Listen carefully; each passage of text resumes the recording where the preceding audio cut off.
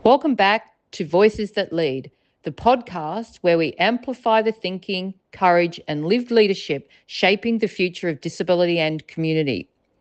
In this episode, we turn our focus to the engine room of sustainable impact, the place where values meet viability and purpose meets action.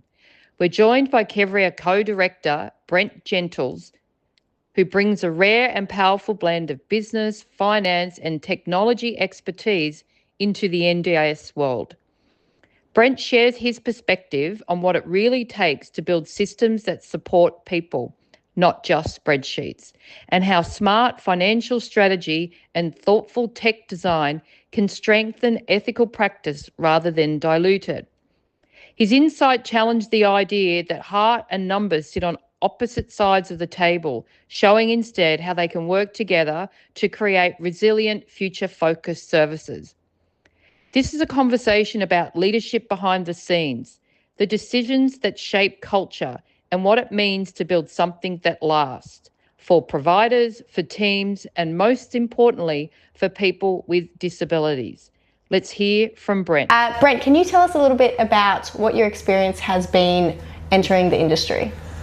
Entering this industry in particular has been so different from all the other industries I've worked in. I think the core differences here are definitely the people. I think the level of patience and care and aptitude is just like unlike anything I'd experienced previously in other industries. So coming from a finance and tech background where it was sort of like run fast, break things, very much like KPI driven and all that sort of stuff. It's been refreshing to come back, take a step back and build KPIs for our staff in quality of care and outcomes for people rather than most sales or highest numbers or whatever it might be. So because it's been how many years now? That is a very good question. I think about 4 years now. I think on a full-time capacity is probably three and a half. Yeah. Right. Awesome. And you've been looking more at the high-level strategic areas as well as working within the business. Yeah, so the clinical director, when I first came on to Kevria as the co-director, the conversation was, what is it that you want to achieve? And ultimately the goal, or the North Star goal, was to help as many people as you can in this industry.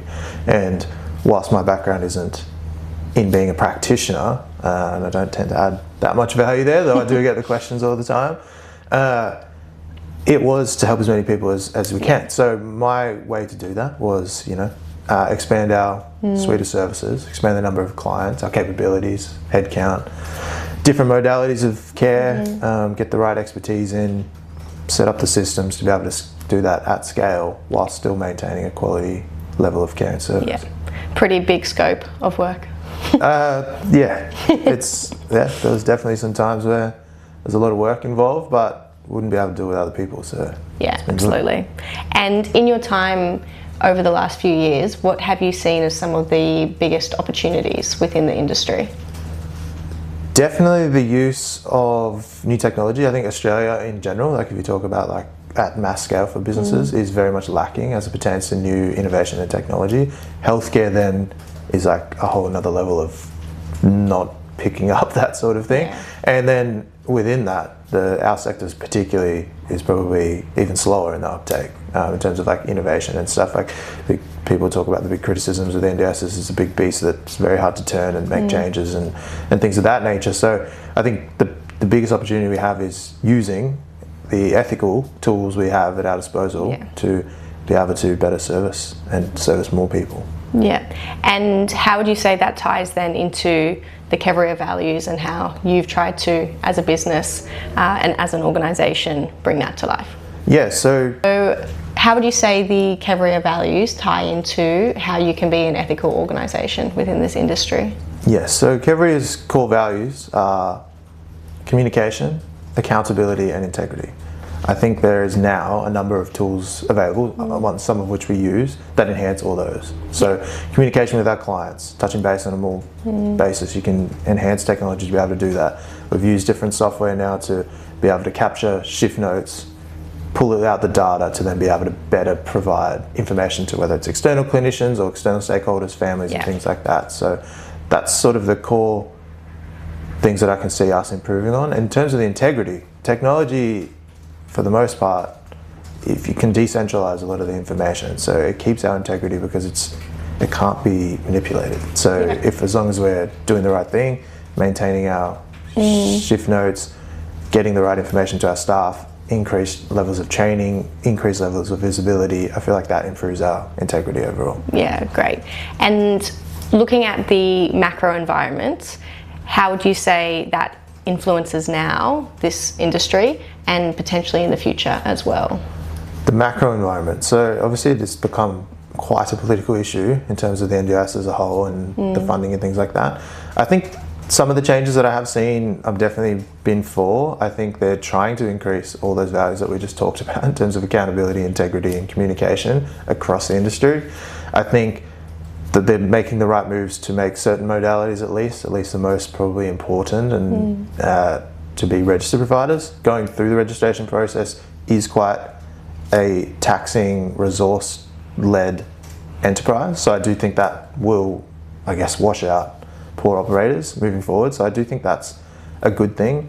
In terms of overall the macro environment, the budgets are set for the next at least couple of years. Beyond that, it is kind of still in the grey, which I think would be my number one criticism with the people in charge of that is, can you just get people some clarity so they can plan ahead what kind of investments we need to make, what kind of things we need to do and prepare for.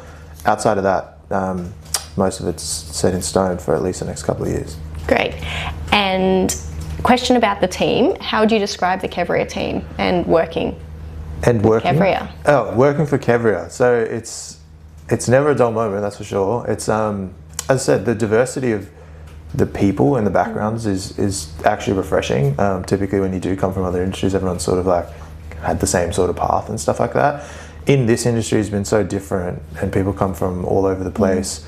People often get involved when it's like their family members or someone close to them either has a disability or they grew up with a disability or insert whatever it might be. Learning about those stories has been awesome. Learning about how everyone's brain just works so much differently. It's like a full box of variety of different worldviews, different backgrounds, different values from a sort of holistic perspective, but everyone we've seemed to bring together is pretty passionate about sort of what we're trying to do, and that is an awesome feeling when you're talking about also running a business. Yeah, absolutely. And my last question for you is on leadership. Yeah. And you've obviously been a leader in many different industries. So they say. I think they do say. And how do you describe the leadership skills that are required for this industry? How do I describe the leadership skills? I mean, adaptability is probably the number one thing. And I think I mentioned before, like patience, like it's been quite a road. Things go wrong. I think part of that is what we teach internally is like our expectation is things are going to go wrong. So when they don't, that's actually a positive. So I don't want people feeling down about things going wrong because unfortunately the nature of the business or the care that we're providing is things are going to likely go wrong. It's about how you adapt to that, how you then make that change, how you then able to communicate that down the line as to how to avoid those in the future. That's probably the number one things that I sort of speak to. And then with leaders within Kevria, how have you developed their leadership skills or supported and created mentoring opportunities or career growth?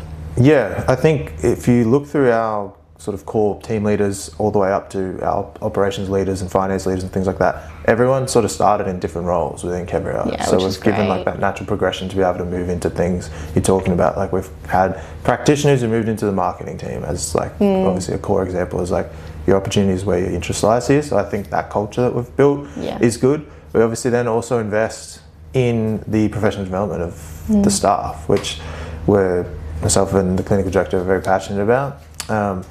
Obviously running these leadership programs and trying to then develop that into sort of like a Kevria-led scholarship program and things like that. But we tend to give people opportunities to be leaders. We encourage everyone to be, whether you're the team leader at one of our SIL houses or running the whole SIL team. It's all the same. Yeah, absolutely. And that's definitely something I've seen as well. Yeah. Working within Kevria, everyone's a leader regardless of your title. Yeah. And I think that started from the top. So that's a call out to you. Appreciate it. It's not Awesome.